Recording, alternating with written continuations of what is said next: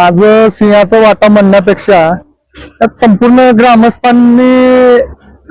जे संपूर्ण ग्रामस्थांची जी ताकद होती ते ताकद दाखवून दिली ग्रामस्थांनी.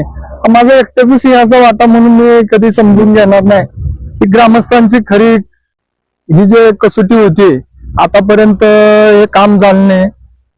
या कामासाठी वेळोवेळी धावपळ जे झाली सर्व ग्रामस्थांनी बी हातभार लावलेला म्हणून हे झालेलं आज दिसतंय समोर तुमच्या हे काम चालू असलेलं.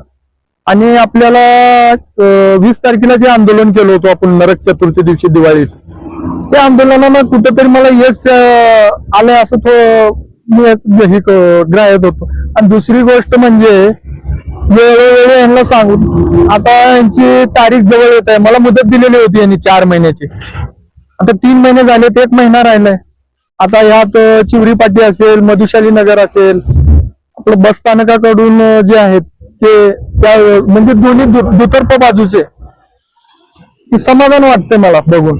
आणि पोलीस कंप्लेंट होऊ द्या ना, गुन्हे दाखल, कुठं आपण काय कुणाचं खून खराबा केलेला नाहीये.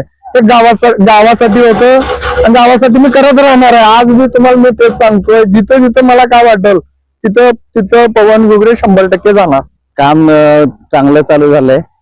उशिरा का होईना पण STPL कंपनीला जाग आली आणि नागरिकांचा जो त्रास होत होता, नागरिकांना जी समस्या होती पाण्याची, पावसाळ्यामध्ये बेहाल होत होते. पाणी एकंदरीत सगळ्या प्लॉटचं पाणी इकडे येत होतं. आणि बऱ्याच गेल्या वर्षीचा हिशोब बघितलं तर सर्वांचे घर पाण्यात होते.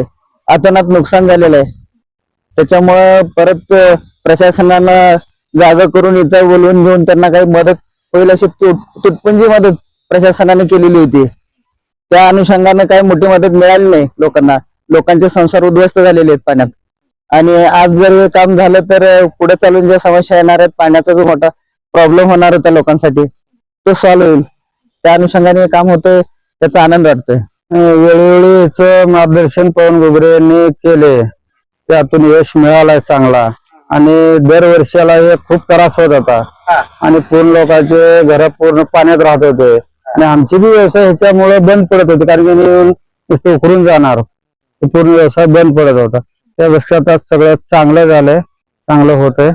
खरोखरच हे काम अतिशय उत्कृष्ट पद्धतीनं आणि दर्जेदार पद्धतीनं या ठिकाणी काम होत आहे.